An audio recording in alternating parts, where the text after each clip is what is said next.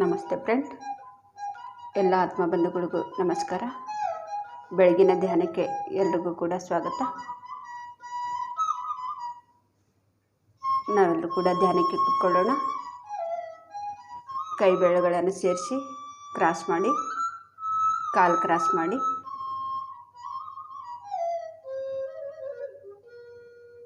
ಹಗುರವಾಗಿ ಕಣ್ಣು ಮುಚ್ಚಿ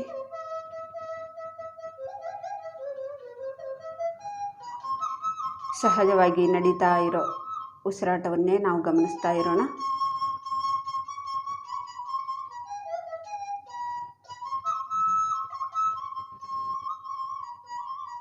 ಧ್ಯಾನವೆಂದರೆ ಮನಸ್ಸನ್ನು ಶೂನ್ಯ ಮಾಡಿಕೊಳ್ಳೋದು. ಆನಾಪಾನಾಸತಿ ಧ್ಯಾನ.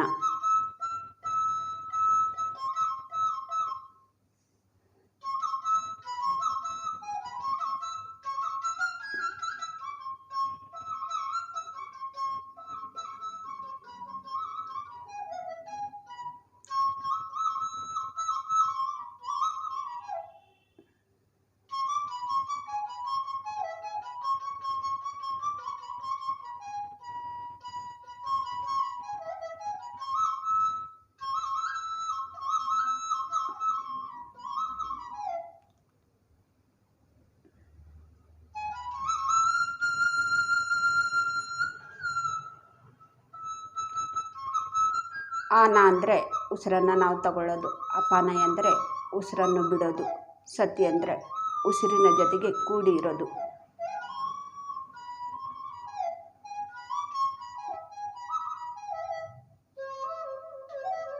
ನಾವೇ ಉಸಿರನ್ನು ತಗೊಳ್ಳೋದು ಬಿಡೋದು ಮಾಡಬಾರ್ದು. ಅದು ಸಹಜವಾಗಿ ಅದು ನಡೀತಾ ಇರುತ್ತೆ. ಅದನ್ನು ಹಾಗೆ ನಾವು ಗಮನಿಸ್ತಾ ಇರಬೇಕು.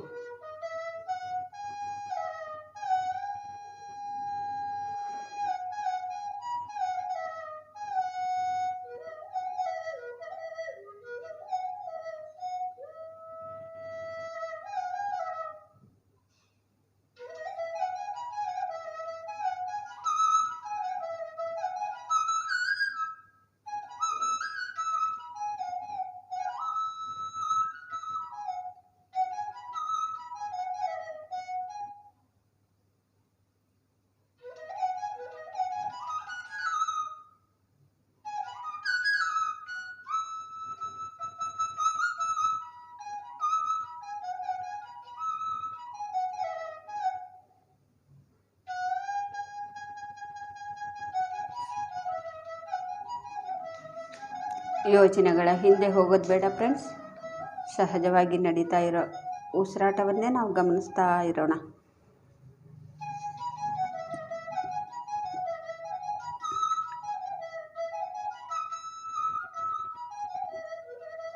ಅಹಿಂಸೋ ಪರಮೋ ಧರ್ಮ. ಎಲ್ಲಿ ಧ್ಯಾನ ಇರುತ್ತೋ ಅಲ್ಲಿ ಅಹಿಂಸೆ, ಯಾವುದೂ ಕೂಡ ಹಿಂಸೆ ಇರೋದಿಲ್ಲ. ಎಲ್ಲಿ ಧ್ಯಾನ ಇರೋದಿಲ್ವೋ ಅಲ್ಲಿ ಹಿಂಸೆಯಿಂದ ತುಂಬಿಕೊಂಡಿರುತ್ತೆ.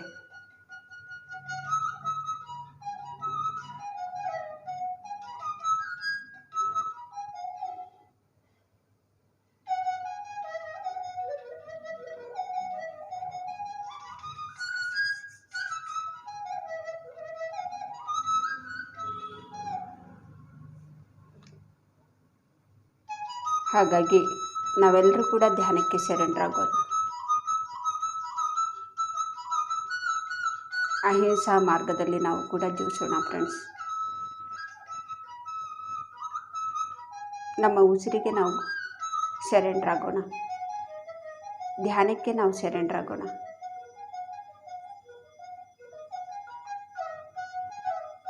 ನಮಗೆ ಆದಷ್ಟಕ್ಕದೇ ನಮಗೆ ಬಂದುಬಿಡುತ್ತೆ ಅಹಿಂಸಾ ಮಾರ್ಗದಲ್ಲಿ ಜೀವಿಸೋದನ್ನು. ನಾವು ಕಲಿತಾ ಇರ್ತೀವಿ, ಆದಷ್ಟಕ್ಕದೇ ನಡೀತಾ ಇರುತ್ತೆ. ನಾವೇನೂ ಕೂಡ ಇಲ್ಲ, ಪ್ರಯತ್ನ ಪಡೋದೇ ಬೇಡ, ಅದು ನಡೀತಾ ಇರುತ್ತೆ. ನಾವು ಕಲಿತಾ ಇರುತ್ತೆ ಪ್ರತಿದಿನ ಕೂಡ ಸ್ವಲ್ಪ ಸ್ವಲ್ಪವಾಗಿ. ನಾವು ಧ್ಯಾನಕ್ಕೆ ಸರೆಂಡರ್ ಆಗಬೇಕು. ನಮ್ಮ ಉಸಿರು ಎಂಬ ಗುರುವಿಗೆ ನಾವು ಸರೆಂಡರ್ ಆಗಬೇಕು. ಆವಾಗಲೇ ನಾವು ಅಹಿಂಸಾತ್ಮಕವಾಗಿ ನಾವು ಜೀವಿಸೋದನ್ನು ನಾವು ಕಲ್ತ್ಕೊಳ್ತೀವಿ.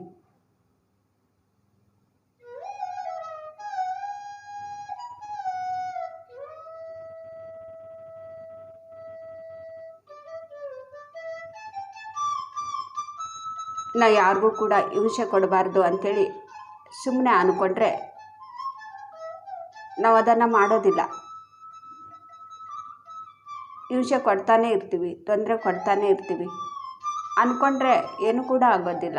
ಆದರೆ ನಾವು ಸಾಧನೆಯ ಮುಖಾಂತರ ಅಂದ್ಕೊಂಡ್ರೆ ಎಲ್ಲ ಕೂಡ ಆಗತ್ತೆ. ಸಾಧನೆ ಇಲ್ಲದೇ ಅಂದ್ಕೊಂಡ್ರೆ ನಮ್ಮ ಮನಸ್ಸು ನಮ್ಮ ಮಾತು ಕೇಳೋದಿಲ್ಲ. ಸಾಧನೆಯ ಮುಖಾಂತರ ನಾವು ಅಂದ್ಕೊಂಡ್ರೆ ನಮ್ಮ ಮಾತು, ನಮ್ಮ ಮನಸ್ಸು ನಮಗೆ ಯಾವ ರೀತಿ ಬೇಕು ಆ ರೀತಿ ಅದು ಕೇಳ್ತಾ ಇರುತ್ತೆ.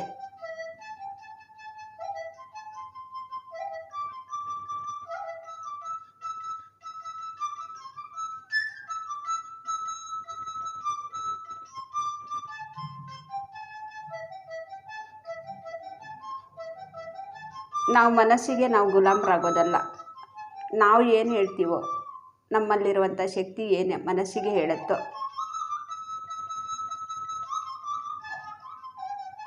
ಆ ಮನಸ್ಸು ಕೇಳೋ ಥರ ನಾವು ಶಕ್ತಿಯನ್ನು ಪಡ್ಕೋಬೇಕು, ಸಾಧನೆಯನ್ನು ಮಾಡಬೇಕು.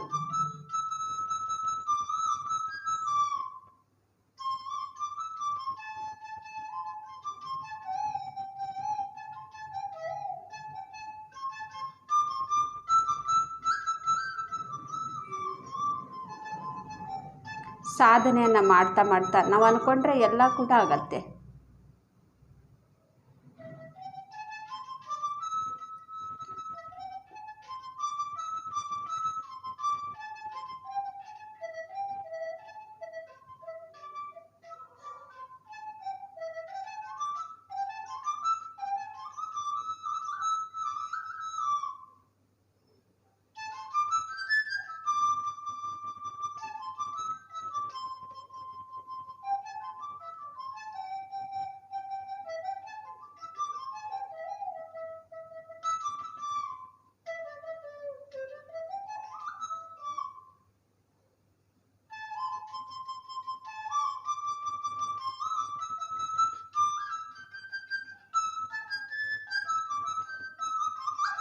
ಸಂಗೀತವನ್ನು ಕೇಳ್ತಾ ಕೇಳ್ತಾ ಹಾಗೇ ನಾವು ಉಸಿರನ್ನೇ ಗಮನಿಸ್ತಾ ಇರೋಣ ಫ್ರೆಂಡ್ಸ್.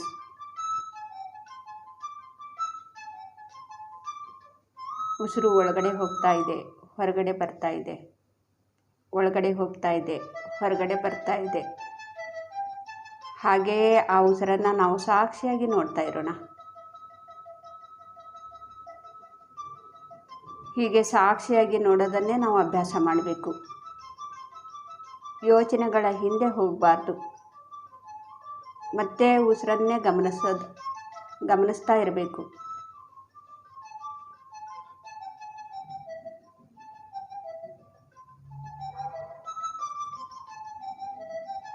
ನಮ್ಮ ಉಸಿರನ್ನೇ ನಾವು ಗಮನಿಸ್ತಾ ಇದ್ದರೆ ನಮ್ಮ ಜೀವನ ಎಷ್ಟು ಸಂಭ್ರಮವಾಗಿರುತ್ತೋ, ಪ್ರತಿ ಕ್ಷಣ ಕೂಡ ಸಂಭ್ರಮದ ಜೀವನ ನಮ್ಮದಾಗಿರುತ್ತೆ, ಆನಂದದ ಜೀವನ ನಮ್ಮದಾಗಿರುತ್ತೆ.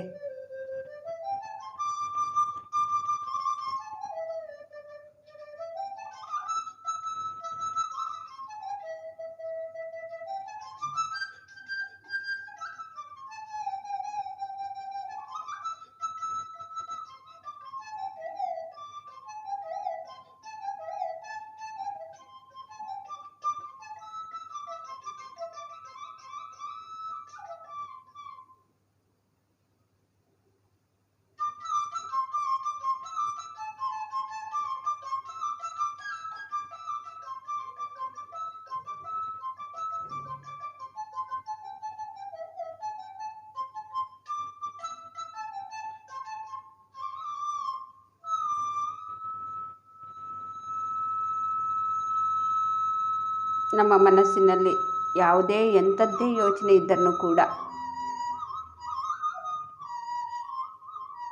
ಅದರ ಹಿಂದೆ ಹೋಗೋದು ಅಲ್ಲ, ನಮ್ಮ ಉಸಿರಿನ ಕಡೆ ನಾವು ಉಸಿರಿನ ಜೊತೆಗೆ ಸಂಘದಲ್ಲಿರೋದು. ಎಂಥದ್ದೇ ಯೋಚನೆ ಇರಲಿ ಅದು ಅದರ ಹಿಂದೆ ನಾವು ಹೋಗಬಾರ್ದು.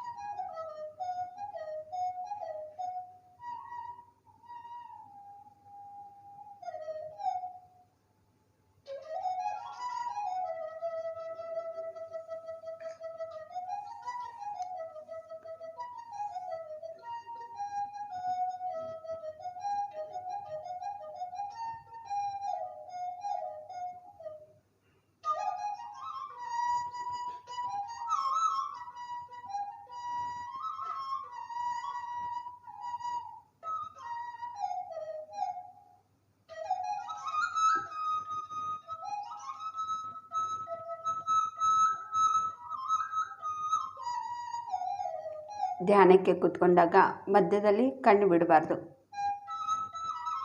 80% ಎನರ್ಜಿ ನಮ್ಮ ಕಣ್ಣಲ್ಲಿ ತುಂಬಿಕೊಂಡಿರುತ್ತೆ.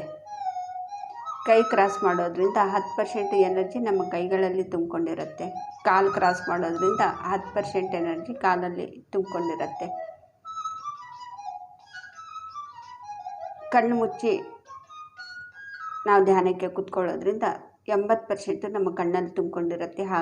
ಹಾಗಾಗಿ ಮಧ್ಯದಲ್ಲಿ ಕಣ್ಣು ಬಿಡಬಾರ್ದು, ಓಕೆ ಅನ್ನೋವರೆಗೂ ಕೂಡ.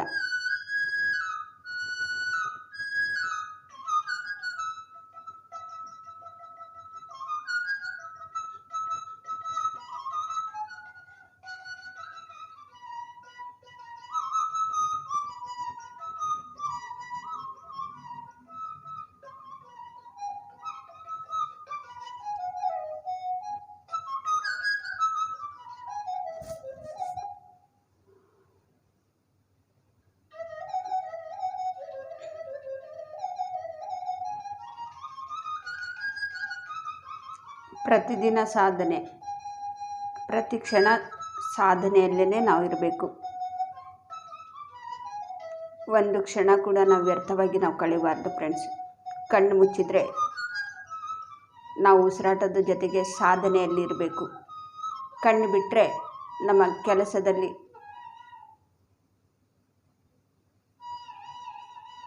ಪ್ರಕೃತಿಯಲ್ಲಿ ನಾವು ಒಂದಾಗಬೇಕು.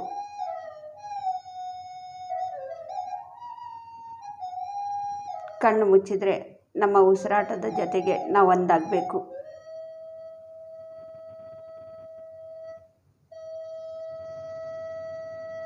ಕಣ್ಣು ಮುಚ್ಚಿದ್ರೂ ಕೂಡ ನಾವು ಧ್ಯಾನದ ಸ್ಥಿತಿಯಲ್ಲೇ ಇರಬೇಕು. ಕಣ್ಣು ಬಿಟ್ಟಾಗ್ಲೂ ಕೂಡ ನಾವು ಧ್ಯಾನದ ಸ್ಥಿತಿಯಲ್ಲೇ ಇರಬೇಕು.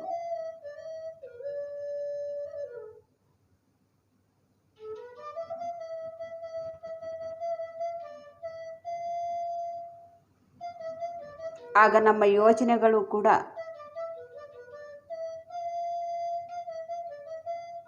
ಸರಿಯಾದ ಯೋಚನೆ ಇರುತ್ತೆ. ನಮ್ಮ ಯೋಚನೆಯಿಂದನೂ ಕೂಡ ಬೇರೆಯವರಿಗೆ ತೊಂದರೆ ಆಗೋದಿಲ್ಲ.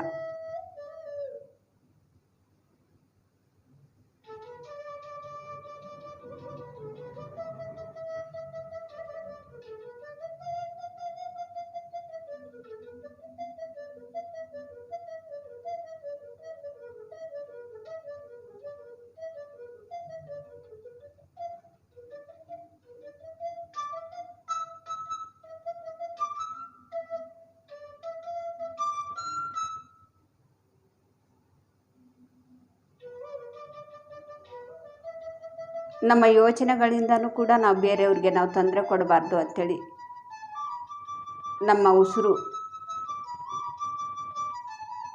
ನಮಗೆ ಕಲಿಸ್ಕೊಡ್ತಾ ಇರುತ್ತೆ.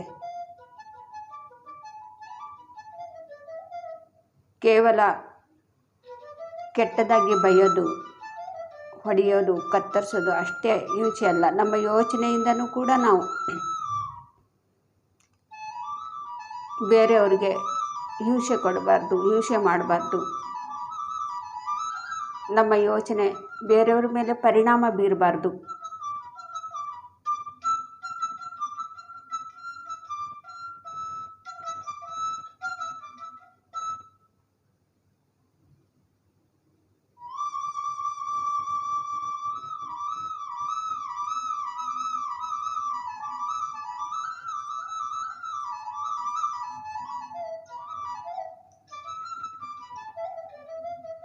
ಹಾಗಾಗಿ ನಮ್ಮ ಯೋಚನೆಗಳ ಕೂಡ ನಾವು ಸರಿಯಾಗಿ ಮಾಡಬೇಕು.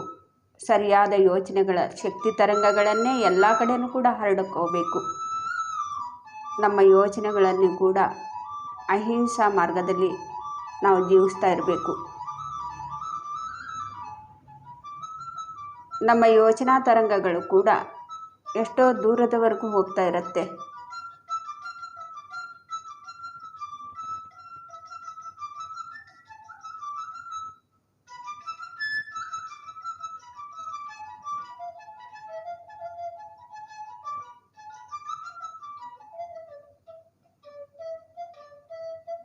ನಾವು ಧ್ಯಾನವನ್ನು ಮಾಡ್ತಾ ಇದ್ದೀವಿ ಅಂದರೆ ಈ ಧ್ಯಾನದ ಶಕ್ತಿ ಒಳ್ಳೆಯದಕ್ಕೋಸ್ಕರನೇ ನಾವು ಉಪಯೋಗವನ್ನು ಮಾಡಬೇಕು. ನಮ್ಮ ನಮ್ಮ ಯೋಚನೆಗಳ ತರಂಗಗಳು ಎಷ್ಟೋ ದೂರದವರೆಗೂ ಹೋಗ್ತಾ ಇರುತ್ತೆ. ನಮ್ಮ ಯೋಚನೆಗಳು ಕೂಡ ನಾವು ಅರಿವಿನಿಂದ ನೋಡ್ತಾ ಇರಬೇಕು. ನಮ್ಮ ಯೋಚನೆಗಳಿಂದನೂ ಕೂಡ ಯಾರಿಗೂ ಕೂಡ ನಾವು ತೊಂದರೆಯನ್ನು ಕೊಡಬಾರ್ದು. ಯಾಕೆಂದರೆ ನಮ್ಮ ಯೋಚನೆ ತರಂಗಗಳು ಎಷ್ಟೋ ದೂರದವರೆಗೂ ಹೋಗುತ್ತೆ.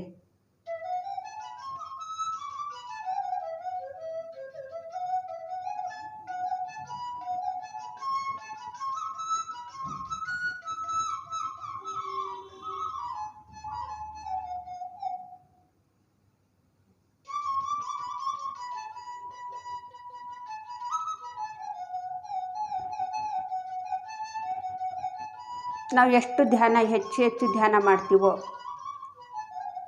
ನಮ್ಮಲ್ಲಿರುವಂಥ ಕೆಟ್ಟ ಯೋಚನೆಗಳನ್ನೆಲ್ಲವನ್ನು ಕೂಡ ನಾವು ಹೊರಗಡೆ ಕಳಿಸ್ತಾ ಇರ್ತೀವಿ. ಕೇವಲ ಒಳ್ಳೆಯದನ್ನು ಮಾತ್ರ ನಾವು ತುಂಬಿಕೊಳ್ತಾ ಇರ್ತೀವಿ. ಆಗ ನಮಗೆ ಬರುವಂಥ ಯೋಚನೆಗಳು ಒಳ್ಳೆಯದ್ದೇ ಆಗಿರುತ್ತೆ.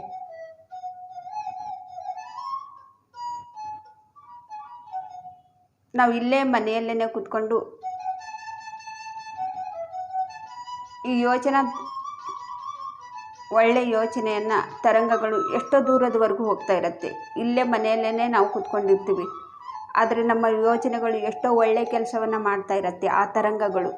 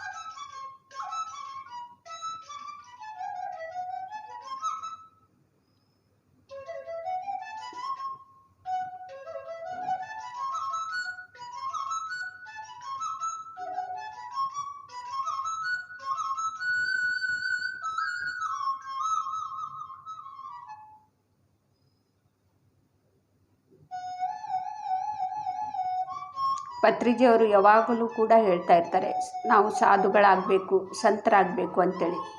ಸಾಧುಗಳು ಅಂದರೆ ನಾವು ಅಹಿಂಸಾ ಮಾರ್ಗದಲ್ಲಿ ಇರೋದು. ಯಾರಿಗೂ ಕೂಡ ನಾವು ತೊಂದರೆ ಕೊಡಬಾರ್ದು, ಹಿಂಸೆಯನ್ನು ಮಾಡಬಾರ್ದು. ಸಂತರು ಅಂದರೆ ಯಾವಾಗಲೂ ಕೂಡ ಸಂತಸವಾಗಿ ಇರೋರು, ಯಾವಾಗಲೂ ಕೂಡ ಆನಂದವಾಗಿಯೇ ನಾವು ಜೀವಿಸ್ತಾ ಇರೋರು. ಆವಾಗಲೇ ಧರ್ಮ ಜೀವಿಸ್ತಾ ಇರತ್ತೆ.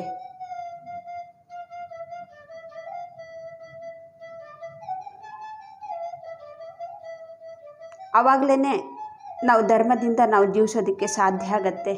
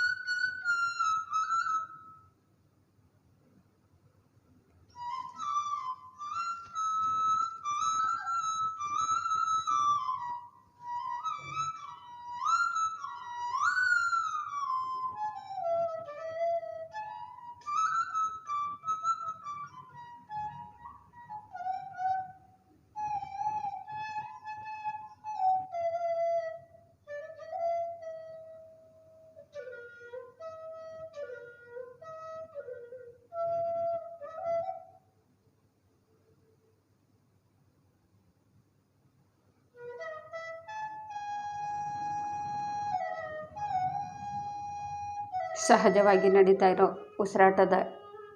ಉಸಿರಾಟವನ್ನೇ ನಾವು ಗಮನಿಸ್ತಾ ಇರೋಣ ಫ್ರೆಂಡ್ಸ್. ಯಾವುದು ಕೂಡ ಯೋಚನೆ ಬೇಡ.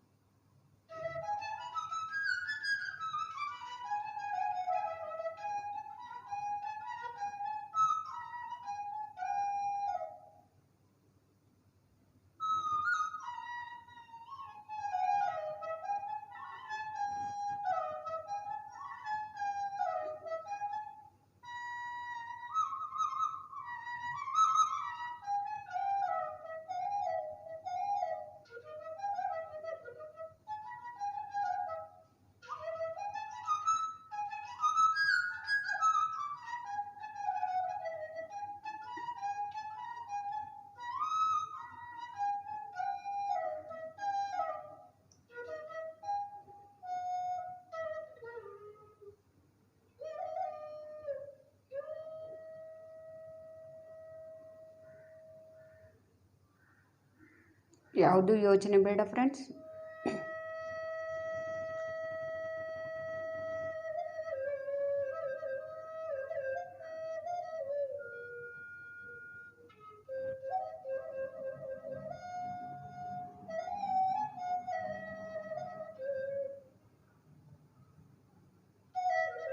ಹಾಗೆ ಉಸಿರನ್ನೇ ನಾವು ಗಮನಿಸ್ತಾ ಇರೋಣ.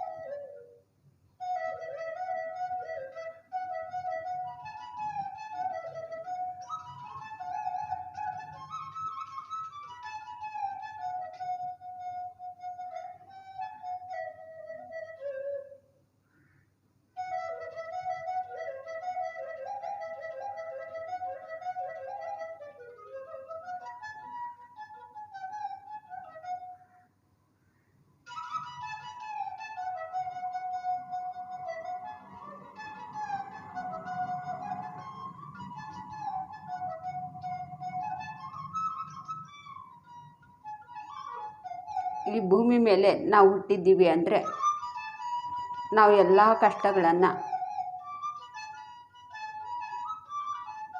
ಅನುಭವಿಸಿ ಅದರ ಒಂದು ಜ್ಞಾನವನ್ನು ಪಡ್ಕೊಳ್ಳೋದಕ್ಕೋಸ್ಕರನೇ ಈ ಭೂಮಿ ಮೇಲೆ ನಾವು ಜನ್ಮವನ್ನು ತಗೊಂಡಿರೋದು.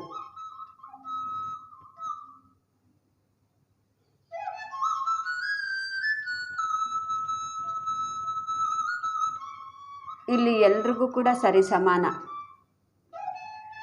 ಅಂದರೆ ನಾವು ಏನು ಮಾಡಿರ್ತೀವಿ ಅದನ್ನು ನಾವು ಅನುಭವಿಸ್ತಾನೇ ಇರ್ತೀವಿ. ಕಷ್ಟ ಅನ್ನೋದು ಯಾರಿಗೂ ಕೂಡ ತಪ್ಪಿದ್ದಲ್ಲ. ಇಲ್ಲೇ ಪ್ರತಿಯೊಬ್ಬರೂ ಕೂಡ ಕಷ್ಟದಲ್ಲೇ ಸಂಕಷ್ಟದಲ್ಲೇ ಇರ್ತಾರೆ. ಪ್ರತಿಯೊಬ್ಬರು ಕೂಡ ಯಾವುದೋ ಒಂದು ರೀತಿಯಲ್ಲಿ.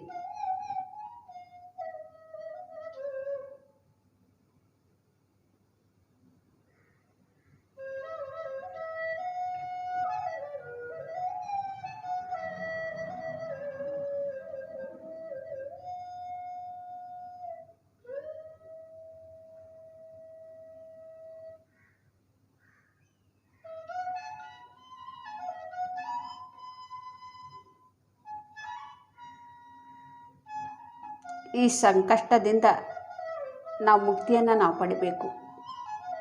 ಅದು ಯಾವಾಗ ಸಾಧ್ಯ ಆಗುತ್ತೆ ಅಂದರೆ ಧ್ಯಾನದ ಮುಖಾಂತರ ಸಾಧ್ಯ ಆಗುತ್ತೆ ಫ್ರೆಂಡ್ಸ್.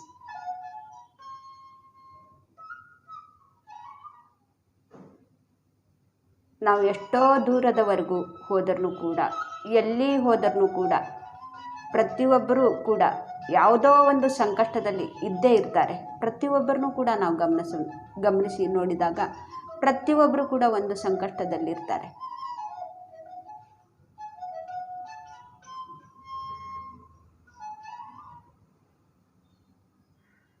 ಯಾವುದೇ ಆಗಿರ್ಬೋದು ಅದು.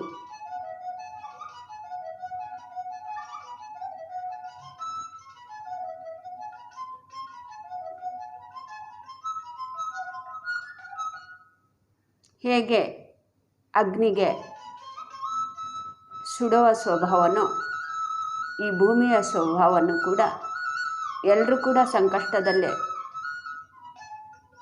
ಇದ್ದು ಅದರ ಒಂದು ಜ್ಞಾನವನ್ನು ಕಲಿಯೋದಕ್ಕೋಸ್ಕರನೇ ನಾವು ಬಂದಿರ್ತೀವಿ. ಪ್ರತಿಯೊಬ್ಬರಿಗೂ ಕೂಡ ಕಷ್ಟನೇ ಇರುತ್ತೆ. ಪ್ರತಿಯೊಬ್ಬರಿಗೂ ಕೂಡ ಯಾವುದೇ ಒಂದು ರೀತಿಯಲ್ಲಿ.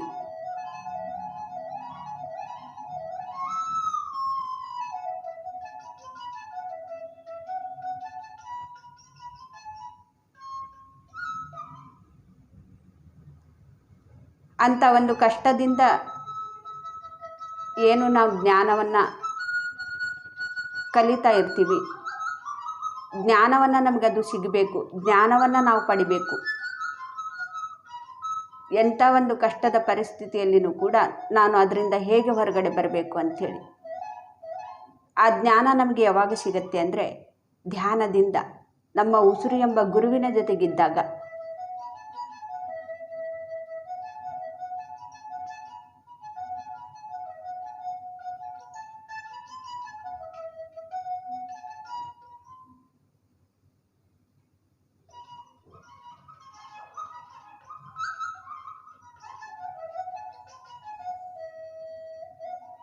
ಯಾವಾಗ ತುಂಬ ಪಾಪ ನಡೆಯುತ್ತೆ ಆವಾಗ ಭಗವಂತ ಅವತರಿಸ್ತಾರೆ ಅಂತ ಹೇಳ್ತಾರೆ. ಯಾರು ಆ ಭಗವಂತ?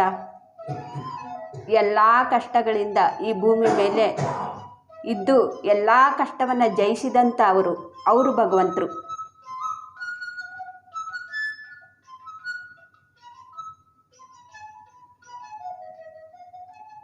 ಈ ಭೂಮಿಯಿಂದ ಮುಕ್ತಿಯನ್ನು ಪಡೆದವರು, ಎಲ್ಲ ಕಷ್ಟಗಳಿಂದ ಹೊರಗಡೆ ಬಂದವರು ಅವರೇ ಭಗವಂತರು.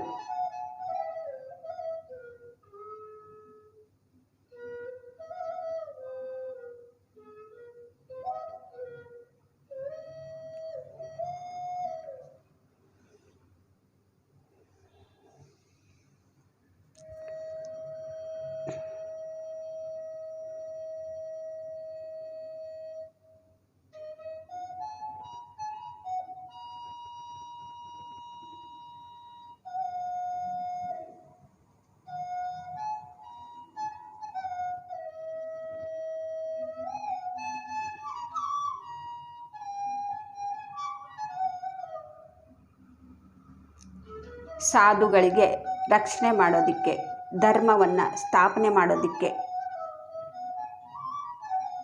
ಪಾಪಿಗಳಿಗೆ ಶಿಕ್ಷೆ ಕೊಡೋದಕ್ಕೆ ಭಗವಂತ ಅವತರಿಸ್ತಾರೆ ಅಂಥೇಳಿ.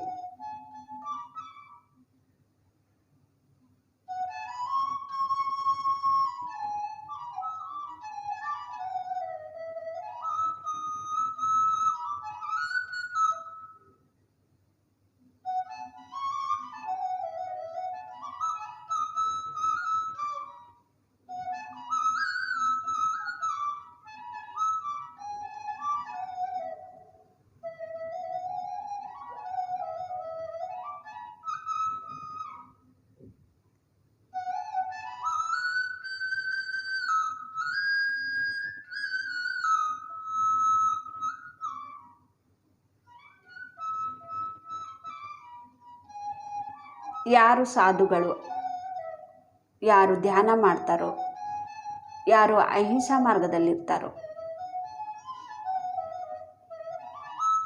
ಅಂದರೆ ನಾವು ಒಂದು ಭಗವಂತನ ಒಂದು ನಾಮವನ್ನು ತಗೊಳ್ತೀವಿ, ಭಗವಂತ ರಕ್ಷಣೆ ಮಾಡ್ತಾರೆ ಅಂಥೇಳಿ ನಾವು ಹಿಂಸೆಯನ್ನೇ ಮಾಡ್ತಾಯಿದ್ರೆ ಭಗವಂತ ನಮಗೆ ಎಲ್ಲಿ ರಕ್ಷಣೆ ಕೊಡ್ತಾರೆ? ಯಾರು ಅಹಿಂಸಾ ಮಾರ್ಗದಲ್ಲಿ ಇರ್ತಾರೋ, ಯಾರಿಗೂ ಕೂಡ ತೊಂದರೆ ಕೊಡೋದಿಲ್ವೋ, ಅವರು ಸಾಧುಗಳಾಗಿ ಜೀವಿಸ್ತಾ ಇರ್ತಾರೋ ಅವ್ರಿಗೆ ರಕ್ಷಣೆ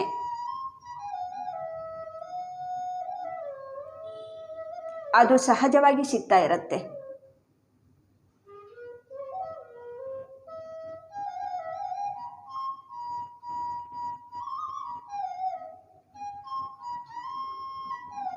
ಆದರೆ ಸಾಧುಗಳು ಆಗೋದಕ್ಕೆ ಭಗವಂತನ ಒಂದು ಸಹಾಯ ನಮಗೆ ಬೇಕು. ಹಾಗಾಗಿ ಭಗವಂತ ಈ ಭೂಮಿ ಮೇಲೆ ಜನ್ಮವನ್ನು ತಗೊಳ್ತಾರೆ. ಅಂದರೆ ಅವತಾರ ಪುರುಷರು ಅಂತ ನಾವು ಹೇಳ್ತೀವಿ. ಎಲ್ಲಿ ಯಾವಾಗ ಜಾಸ್ತಿ ಭೂಮಿ ಮೇಲೆ ಪಾಪ ಕೃತ್ಯಗಳು ನಡೀತಾ ಇರತ್ತೆ, ಆಗ ಭಗವಂತ ಅವತರಿಸ್ತಾರೆ. ಮಹಾಶಕ್ತಿಗಳು ಈ ಭೂಮಿ ಮೇಲೆ ಬರ್ತಾರೆ ಅಂಥೇಳಿ.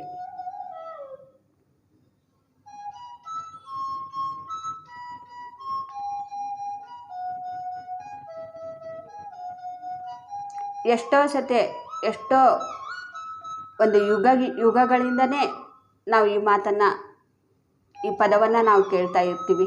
ಅಹಿಂಸೋ ಪರಮೋ ಧರ್ಮ. ಆ ಭಗವಂತ ಈ ಭೂಮಿ ಮೇಲೆ ಜನ್ಮ ಎತ್ತಿದ್ರೂ ಕೂಡ ಎಲ್ರಿಗೂ ಕಲಿಸೋದಕ್ಕೆ, ಸಾಧುಗಳನ್ನಾಗಿ ಮಾಡೋದಕ್ಕೆ. ಆಗಲೂ ಕೂಡ ಹಿಂಸೆ ಇದೆ, ಈಗಲೂ ಕೂಡ ಹಿಂಸೆ ಇರುತ್ತೆ, ಮುಂದೆನೂ ಕೂಡ ಹಿಂಸೆ ಇರುತ್ತೆ.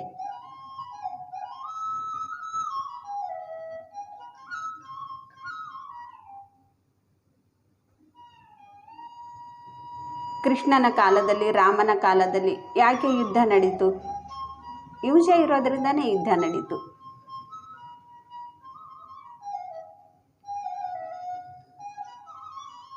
ಅದಕ್ಕೇನೆ ಆ ಪದವನ್ನು ಅಹಿಂಸೋ ಪರಮೋ ಧರ್ಮ.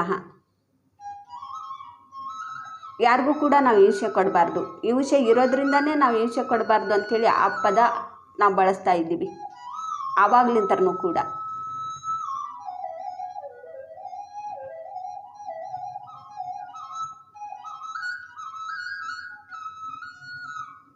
ತೊಂದರೆ ಕೊಡೋರು ಯಾವಾಗಲೂ ಕೂಡ ಇದ್ದಾರೆ, ಹಿಂದೆನೂ ಇದ್ದಾರೆ, ಇವಾಗಲೂ ಇದ್ದಾರೆ, ಮುಂದೆನೂ ಇರ್ತಾರೆ.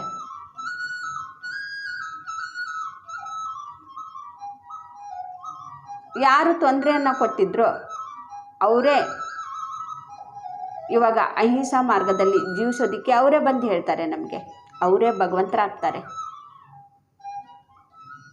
ಎಲ್ಲ ಜ್ಞಾನವನ್ನು ಕೂಡ ಕಲ್ತ್ಕೊಳ್ತೀವಿ ನಾವು. ಇವಾಗ ಧ್ಯಾನಕ್ಕೆ ಬಂದಿದ್ದೀವಿ ಅಂದರೆ ನಾವು ಎಷ್ಟೋ ಹಿಂಸೆಯನ್ನು ಮಾಡಿ, ತೊಂದರೆಯನ್ನು ಕೊಟ್ಟು, ಜನಗಳಿಗೆ ಎಷ್ಟೋ ಒಂದು ದುಃಖವನ್ನು ಕೊಟ್ಟು, ಆ ನರಕ ಯಾತನೆ ನಾವು ಅನುಭವಿಸಿದ ಮೇಲೇ ಆ ಜ್ಞಾನ ನಮಗೆ ಬಂದಿದೆ. ಇವಾಗ ನಮಗೆ ಯಾರಿಗೂ ಕೂಡ ತೊಂದರೆ ಕೊಡಬಾರ್ದು, ನಾವು ಅಹಿಂಸಾ ಮಾರ್ಗದಲ್ಲಿ ನಾವು ಜೀವಿಸಬೇಕು ಅಂಥೇಳಿ ನಾವು ಅಂದ್ಕೊಂಡಿದ್ದಕ್ಕೆ ನಾವು ಇದನ್ನು ಸಾಧನೆಯನ್ನು ಮಾಡ್ತಾಯಿದ್ದೀವಿ.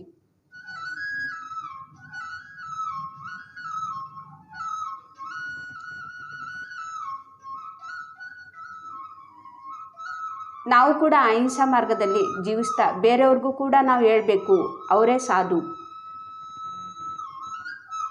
ಅವ್ರಿಗೆ ರಕ್ಷಣೆ ಸಿಗ್ತಾ ಇರತ್ತೆ.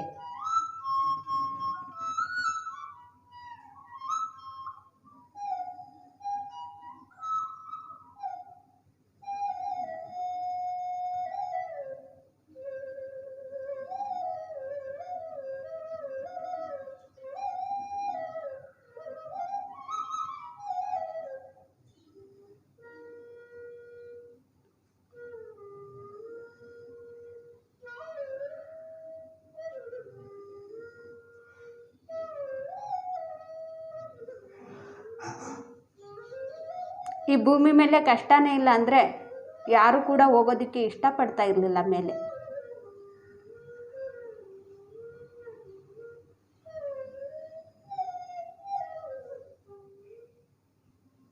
ಇಷ್ಟೊಂದು ನಾವು ಕಷ್ಟ ಅನುಭವಿಸ್ತಾ ಇದ್ರೂ ಕೂಡ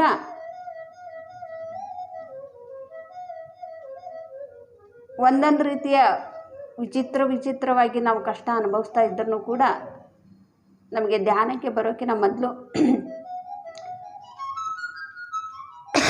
ನಮಗೆ ಗೊತ್ತೇ ಆಗೋದಿಲ್ಲ ನಾವು ಭೂಮಿಯಿಂದ ನಾವು ಮುಕ್ತಿಯನ್ನು ಪಡಿಬೇಕು, ಬೇರೆ ಲೋಕಕ್ಕೆ ನಾವು ಹೋಗಬೇಕು ಅಂಥೇಳಿ. ಯಾವಾಗ ನಾವು ಧ್ಯಾನಕ್ಕೆ ಬರ್ತೀವೋ ಈ ಭೂಮಿ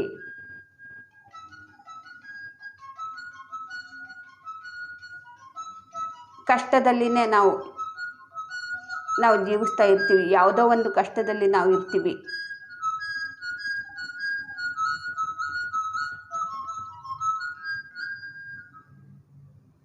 ಎಲ್ಲ ಜ್ಞಾನವನ್ನು ನಾವು ಕಲ್ತ್ಕೊಂಡು ನಾವು ಮುಕ್ತರಾಗಬೇಕು. ಅಲ್ಲಿವರೆಗೂ ಇದನ್ನು ನಾವು ಭೂಮಿಗೆ ಬಂದಿದ್ದೀವಿ ಅಂದರೆ ಈ ಭೂಮಿ ನಮಗೆ ಬಿಡೋದಿಲ್ಲ, ಕಲಿಯೋವರೆಗೂ ಕೂಡ ನಮಗೆ ಬಿಡೋದಿಲ್ಲ. ಇದು ನಾವು ಕಲ್ತ್ಕೋಬೇಕು, ಜ್ಞಾನವನ್ನು ನಾವು ಕಲ್ತ್ಕೋಬೇಕು ಅಂತ ನಮಗೆ ಯಾವಾಗ ಬರುತ್ತೆ ಜ್ಞಾನ ಅಂದರೆ ಧ್ಯಾನಕ್ಕೆ ಬಂದಾಗ ನಮಗೆ ಆ ಜ್ಞಾನ ಬರುತ್ತೆ.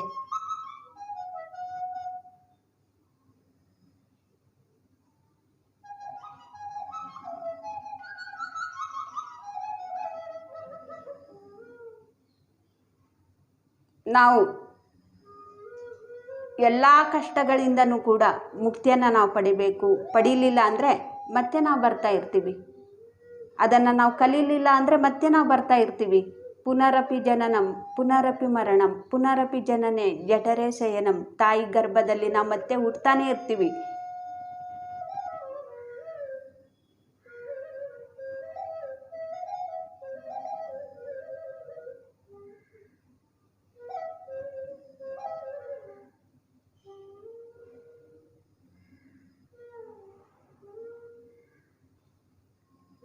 ನಮ್ಮಿಂದನೇ ಎಷ್ಟೋ ಪಾಪಗಳು ನಡೆದಿದೆ.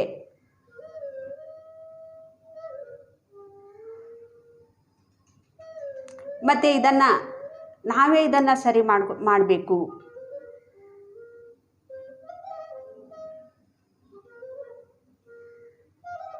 ಮತ್ತೆ ಹೊಸ ಜೀವಗಳು ಹುಡ್ತಾನೆ ಇರುತ್ತೆ.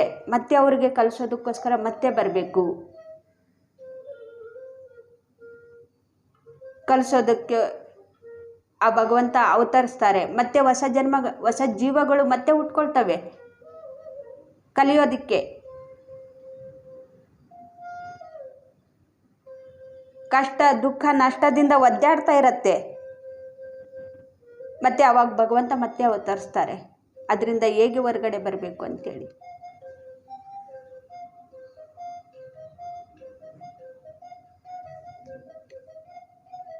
ಇದು ನಡೀತಾನೆ ಇದೆ.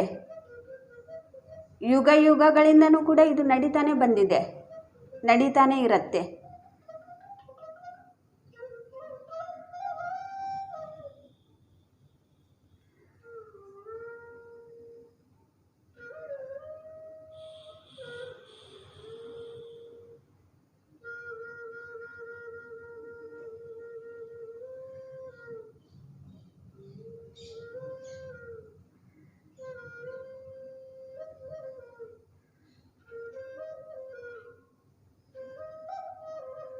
ಎಷ್ಟು ನಮ್ಮಿಂದ ಇಲ್ಲೇ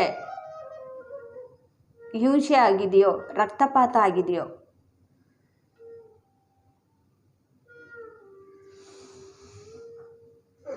ನಾವು ಧ್ಯಾನದ ಮುಖಾಂತರ ನಾವು ಸಾಧುಗಳಾಗಿ ಬೇರೆಯವ್ರಿಗೂ ಕೂಡ ಆ ರೀತಿ ನಾವು ತಯಾರು ಮಾಡಬೇಕು, ಸಾಧುಗಳನ್ನಾಗಿ ಮಾಡಬೇಕು. ಹಿಂಸೆ ಮಾಡಬೇಡಿ, ರಕ್ತಪಾತ ಮಾಡಬೇಡಿ, ಅಹಿಂಸಾ ಮಾರ್ಗದಲ್ಲಿ ಜೀವಿಸಿ.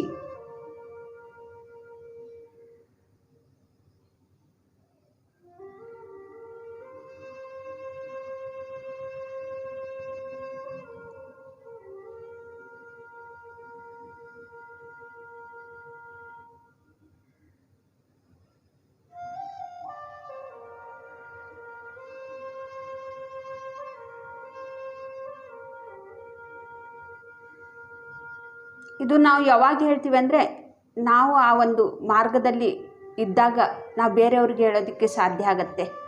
ನಾವು ಆ ಮಾರ್ಗದಲ್ಲಿ ಇಲ್ಲ, ನಾವು ಇನ್ನೂ ಯೋಚನೆ ಮಾಡ್ತಾ ಇದ್ದೀವಿ, ತೊಂದರೆ ಕೊಡ್ತಾ ಇದ್ದೀವಿ, ನಮ್ಮ ಯೋಚನೆಗಳಿಂದಾಗಲಿ ನಮಗೆ ನಮ್ಮ ಜೊತೆಗಿರೋರ್ನಾಗಲಿ ನಾವು ಇನ್ನೂ ಹಿಂಸೆ ಕೊಡ್ತಾ ಇದ್ದೀವಿ ಅಂದರೆ ನಾವು ಇದನ್ನು ಯಾರ ಹತ್ರನೂ ಕೂಡ ಹೇಳ್ಕೊಳ್ಳೋದಿಲ್ಲ. ಯಾಕೆಂದರೆ ನಾವೇ ಹಿಂಸೆ ಮಾಡ್ತಾ ಇದ್ದೀವಿ. ಇನ್ನು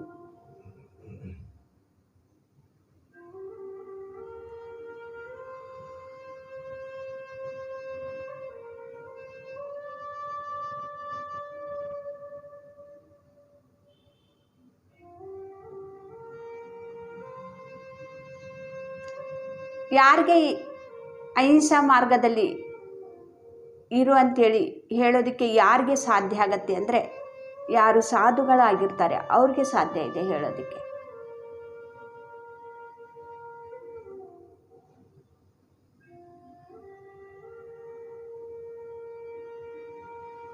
ಅಂಥವರಿಂದನೇ ಮತ್ತೆ ಧರ್ಮ ಸ್ಥಾಪನೆ ಆಗತ್ತೆ.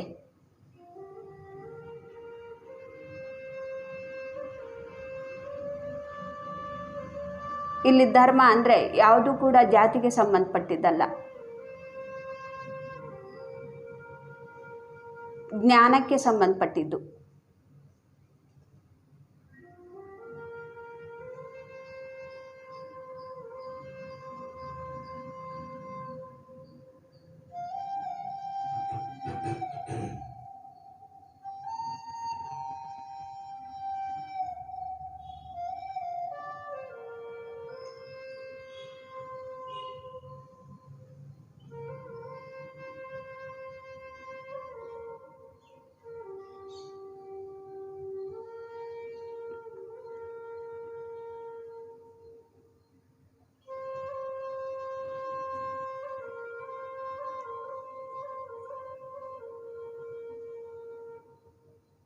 ಯಾವಾಗ ನಾವು ಧ್ಯಾನಕ್ಕೆ ಬರ್ತೀವೋ ನಮ್ಮ ಒಳಗಡೆ ಇರುವಂಥ ಕ್ರೂರ ಯೋಚನೆಯನ್ನು ಶಿಕ್ಷೆ ಆಗತ್ತೆ.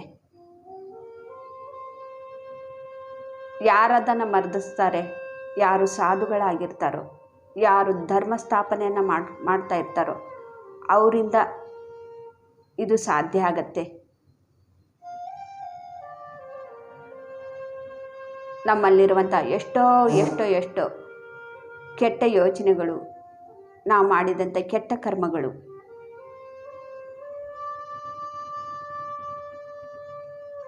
ಅದನ್ನು ನಾವು ಮರ್ದಿಸೋದಕ್ಕೆ ಸಾಧ್ಯ ಆಗತ್ತೆ.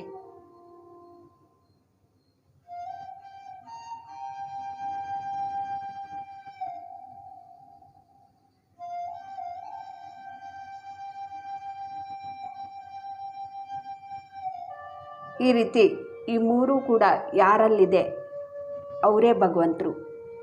ಒಂದು ಸಾಧು ಆಗಿರಬೇಕು, ಯಾರು ಧರ್ಮವನ್ನು ಸ್ಥಾಪನೆ ಮಾಡ್ತಾ ಇರ್ತಾರೋ, ಯಾರು ಒಂದು ಕ್ಷಣ ಕೂಡ ತಮ್ಮ ಯೋಚನೆಗಳನ್ನು ಗಮನಿಸ್ತಾ ಅರಿವಿನಿಂದ ಗಮನಿಸ್ತಾ ಕೆಟ್ಟ ಯೋಚನೆಗಳು, ಒಂದು ಕ್ಷಣ ಕೆಟ್ಟ ಯೋಚನೆಗಳನ್ನು ಬಂದರೂ ಕೂಡ ಅದನ್ನು ಮರ್ದಿಸೋದನ್ನು ಕಲ್ತ್ಕೋಬೇಕು, ಅವರೇ ಭಗವಂತರು.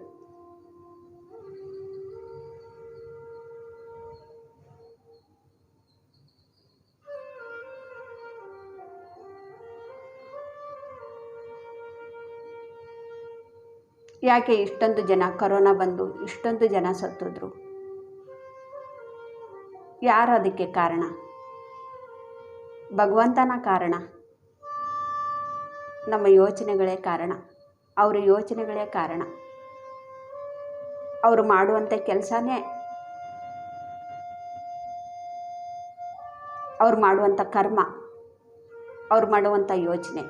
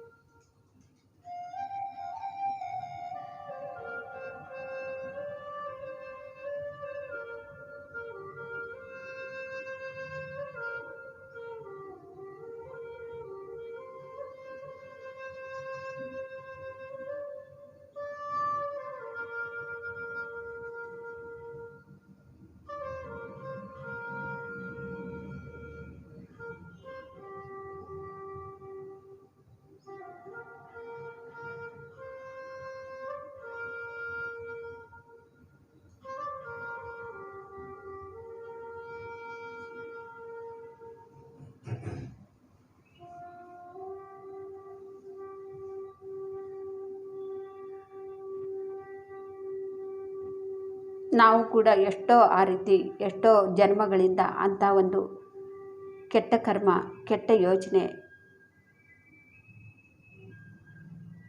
ಮಾಡ್ತಾ ಏನು ಮಾಡೋದ್ರಿಂದ ಏನು ಫಲ ಸಿಗ್ತಾ ಇದೆ ಅಂಥೇಳಿ ಆ ಜ್ಞಾನವನ್ನು ನಾವು ಪಡ್ಕೊಳ್ತಾ ನಾವು ಇಲ್ಲಿವರೆಗೂ ಬಂದು ಕೂಡ ನಾವು ನಿಂತ್ಕೊಂಡಿದ್ವಿ. ನಾವು ಸಾಧುಗಳಾಗಿ ಆಗೋದಕ್ಕೆ ನಾವು ಪ್ರಯತ್ನ ಪಡ್ತಾ ಇದ್ದೀವಿ. ನಮ್ಮ ಉಸಿರಿಗೆ ನಾವು ಸರೆಂಡರ್ ಆದಾಗ ನಮ್ಮ ಉಸಿರು ಎಂಬ ಗುರು ನಮಗೆ ಕಲಿಸ್ಕೊಡ್ತಾ ಇರುತ್ತೆ.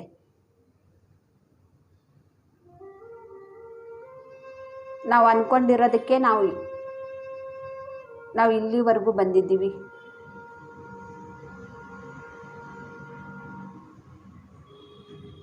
ಈ ಭೂಮಿಯಿಂದ ನಾವು ಮುಕ್ತಿಯನ್ನು ಪಡೆಯೋದಕ್ಕೆ.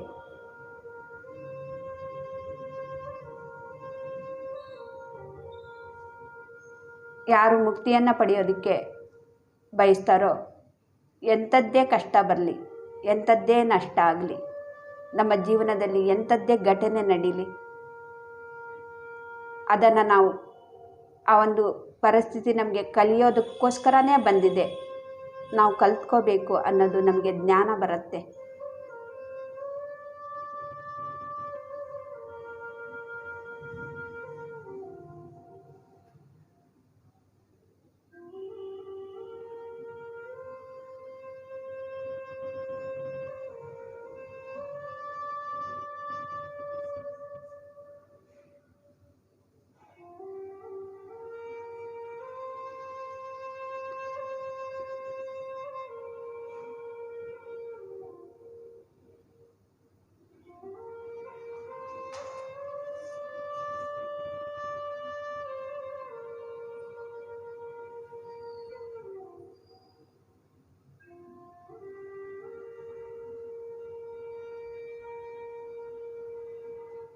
ಉಸಿರಿನ ಜೊತೆಗೆ ಇದ್ದು ನಾವು ಸತ್ಯವನ್ನು ನಾವು ತಿಳ್ಕೊಳ್ತಾನೆ ಇರಬೇಕು ಫ್ರೆಂಡ್ಸ್.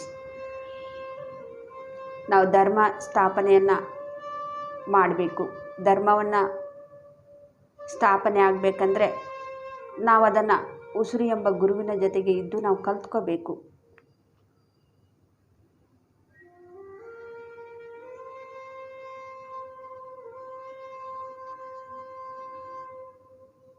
ನಮಗೆ ಸಾಧು ಸಂತರಾಗೋದು ಹೊರಗಿನ ಪ್ರಪಂಚದಲ್ಲಿ ತಿಳಿಸ್ತಾರೆ. ಆದರೆ ನಾವು ಆಗಬೇಕಂದ್ರೆ, ಸಾಧು ಸಂತರಾಗಬೇಕಂದ್ರೆ ಸಾಧನೆಯನ್ನು ಮಾಡಿನೇ ನಾವು ಆಗಬೇಕು. ಕೇವಲ ಕೇಳೋದ್ರಿಂದ ನಮಗೆ ಸಾಧು ಸಂತರಾಗೋದಕ್ಕೆ ಸಾಧ್ಯ ಆಗೋದಿಲ್ಲ. ಕೇವಲ ಬುಕ್ಸುಗಳನ್ನು ಓದೋದ್ರಿಂದ ಸಾಧು ಸಂತರಾಗೋದಕ್ಕೆ ಸಾಧ್ಯ ಆಗೋದಿಲ್ಲ. ಸಾಧನೆಯ ಮುಖಾಂತರ ಸಾಧ್ಯ ಆಗುತ್ತೆ ಫ್ರೆಂಡ್ಸ್.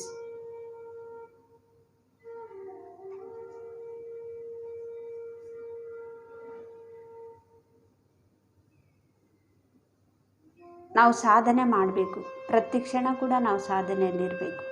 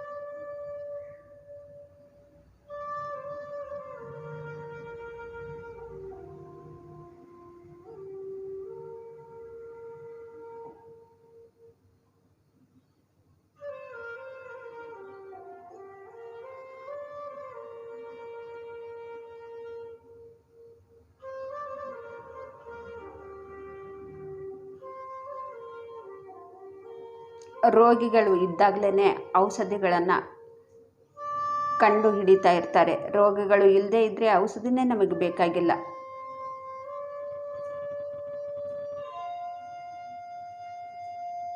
ಎಲ್ಲ ಕಡೆನೂ ಕೂಡ ರೋಗಿಗಳು ಇದ್ದಾರೆ. ಹಾಗೆ ಈ ಭೂಮಿ ಮೇಲೆ ಎಲ್ಲ ಕಡೆನೂ ಕೂಡ ಕಷ್ಟ ಇದೆ.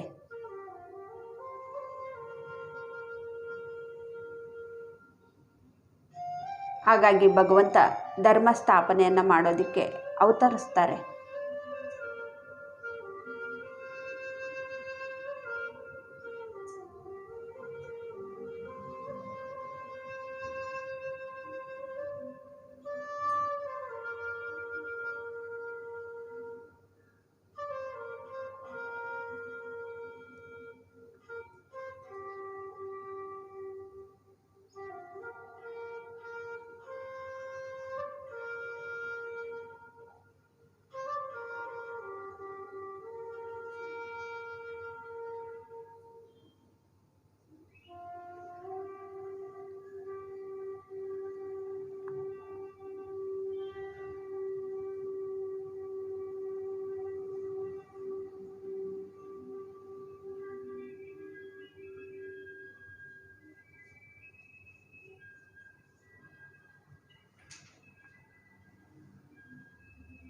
ಈ ಭೂಮಿ ಮೇಲೆ ಹುಟ್ಟಿದವರಿಗೆ ಪ್ರತಿಯೊಬ್ಬರಿಗೂ ಕೂಡ ಯಾವತ್ತೋ ಒಂದು ದಿನ ಅನಿಸುತ್ತೆ, ಯಾವುದೋ ಒಂದು ಜನ್ಮದಲ್ಲಿ ನಮಗಿವಾಗ ಸಾಕು, ನಾವು ಇವಾಗ ಇಲ್ಲೇ ನಿಂತ್ಕೋಬೇಕು, ನಮ್ಮನ್ನು ನಾವು ತಿಳ್ಕೋಬೇಕು, ನಾವು ಸಾಧುರಾಗಬೇಕು, ಸಂತರಾಗಬೇಕು, ಈ ಭೂಮಿಯಿಂದ ನಾವು ಮುಕ್ತಿಯನ್ನು ನಾವು ಪಡಿಬೇಕು, ನಾವು ಕೂಡ ಭಗವಂತರಾಗಬೇಕು. ಎಷ್ಟೋ ಜನಕ್ಕೆ ನಾವು ಕೂಡ ಸಾಧುಗಳನ್ನಾಗಿ ಮಾಡಬೇಕು, ಸಂತರನ್ನಾಗಿ ಮಾಡಬೇಕು, ಧರ್ಮ ಸ್ಥಾಪನೆ ಮಾಡಬೇಕು.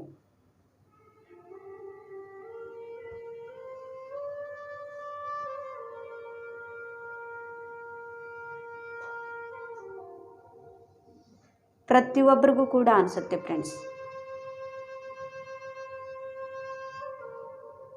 ನಮಗೆ ಹಿಂದೆ ಅನಿಸಿರಲಿಲ್ಲ,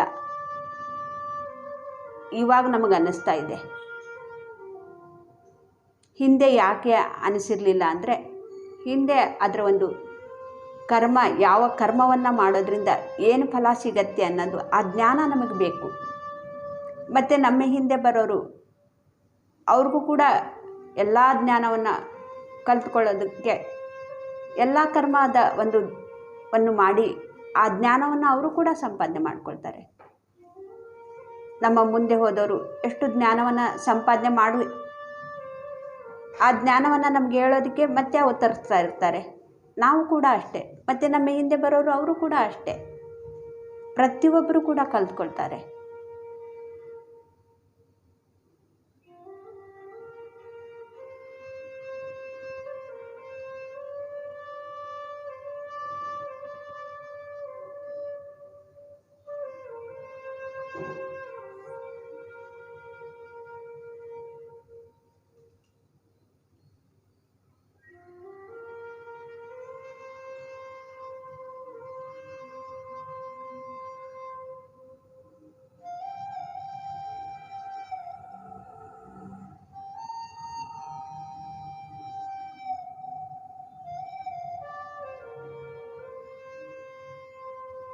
ಧ್ಯಾನಕ್ಕೆ ಬಂದ ಮೇಲೆ ನಾವು ದಿವ್ಯ ದೃಷ್ಟಿಯನ್ನು ನಾವು ಸಂಪಾದನೆಯನ್ನು ಮಾಡಿಕೊಂಡಾಗ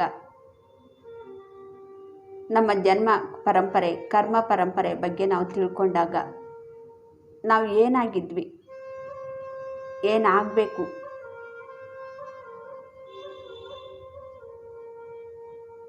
ಅದ್ರ ಮಧ್ಯೆ ನಾವು ಯಾವ ರೀತಿ ಸಾಧನೆ ಮಾಡಬೇಕು, ಇದು ಎಲ್ಲವೂ ಕೂಡ ನಮಗೆ ಅರಿವಿಗೆ ಬರುತ್ತೆ. ಒಂದೊಂದು ಜನ್ಮ ಪರಂಪರೆ ನೋಡಿಕೊಂಡಾಗ್ಲೂ ಕೂಡ ನಾನು ಅದೇ ರೀತಿಯೇ ಇದ್ದೆ, ಇವಾಗ ನಾನು ಈ ರೀತಿನ ಆಗಿದ್ದೀನಿ, ಆವಾಗ ಅದು ಸತ್ಯವಾಗಿತ್ತು, ಇವಾಗ ಇದು ಸತ್ಯವಾಗಿದೆ.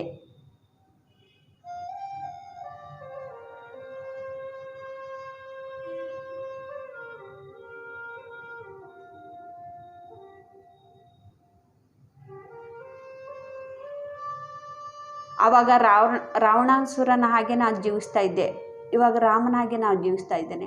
ಆ ರಾವಣನೇ ಈ ರಾಮ.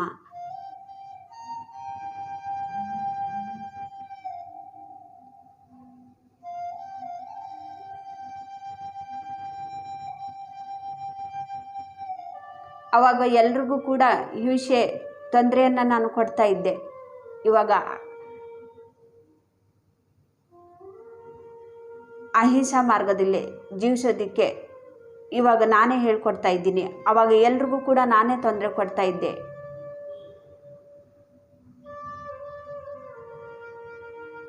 ನಾನು ಕೂಡ ಹಿಂಸೆ ಮಾಡ್ತಾ ಬೇರೆಯವ್ರಿಗೂ ಕೂಡ ಹಿಂಸೆಯನ್ನು ಹೇಳ್ಕೊಡ್ತಾ ಇದ್ದೆ, ಅದು ಕೂಡ ನಾನೇ.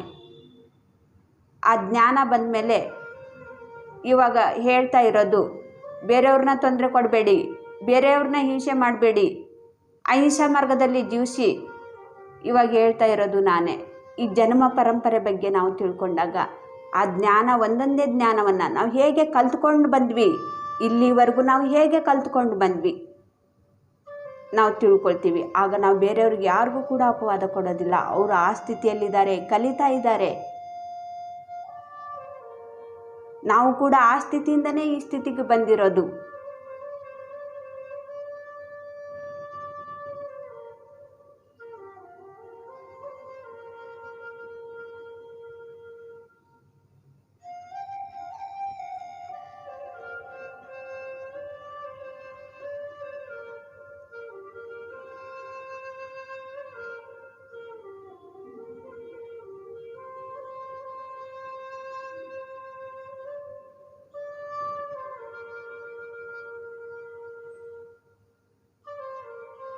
ನಾವು ಧ್ಯಾನಕ್ಕೆ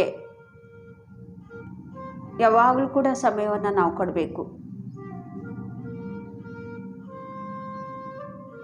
ನಾವು ಸತ್ಯವನ್ನು ತಿಳ್ಕೊಳ್ತಾನೆ ಇರಬೇಕು. ಧರ್ಮವಾಗಿ ನಾವು ಜೀವಿಸ್ತಾನೆ ಇರಬೇಕು. ಅಹಿಂಸಾ ಮಾರ್ಗದಲ್ಲೇ ನಾವು ಇರಬೇಕು. ಅಹಿಂಸೋ ಪರಮೋ ಧರ್ಮ.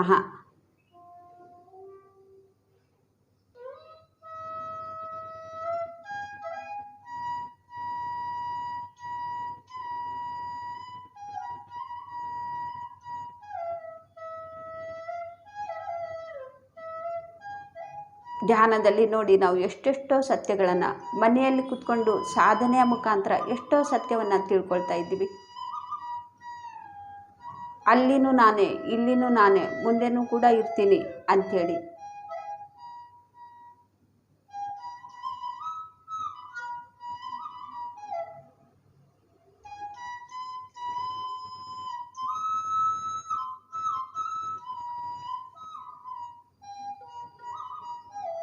ಕೇವಲ 1 ನಿಮಿಷ.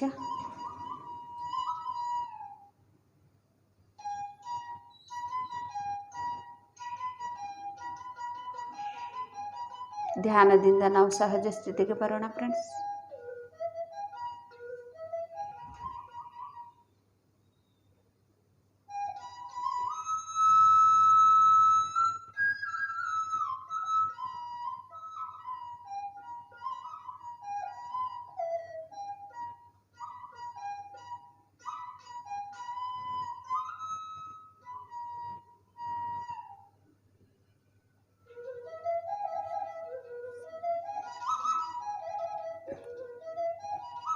ಕೇವಲ 10 ಸೆಕೆಂಡುಗಳು ಮಾತ್ರ.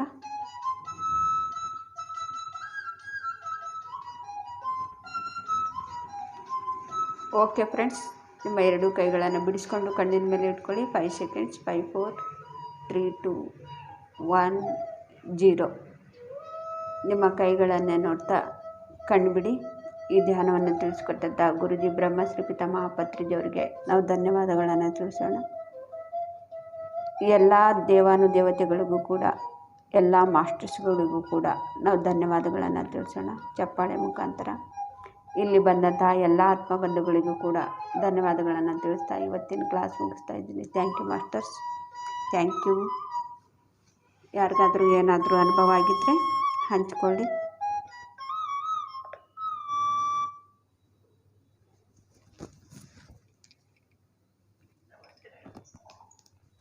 ನಮಸ್ತೆ ಮೇಡಮ್. ನಮಸ್ತೆ ನಮಸ್ತೆ madam.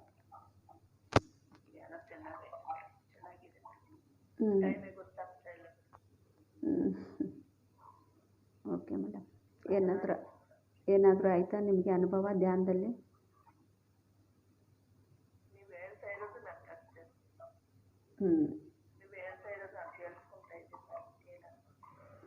Okay madam. Okay, thank you madam. ಮತ್ತು ಬೇರೆ ಯಾರಾದರೂ ಮಾತಾಡಬೇಕಾ ಫ್ರೆಂಡ್ಸ್?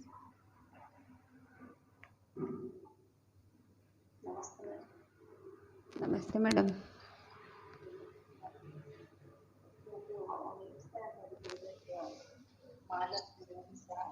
ಮೇಡಮ್ ನೀವು ಹೇಳೋದು ಕೇಳಿಸ್ತಾ ಇಲ್ಲ ಮೇಡಮ್ ಸರಿಯಾಗಿ.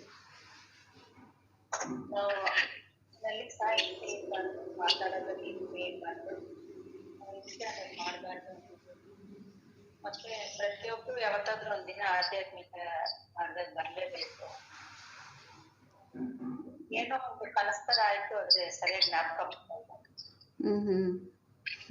ಸ್ವಲ್ಪ ಜ್ಞಾಪಕ ಇದೆ. ಸರಿ, ಏನು ಪ್ರಾಪಂಚಿಕ ಕನಸು.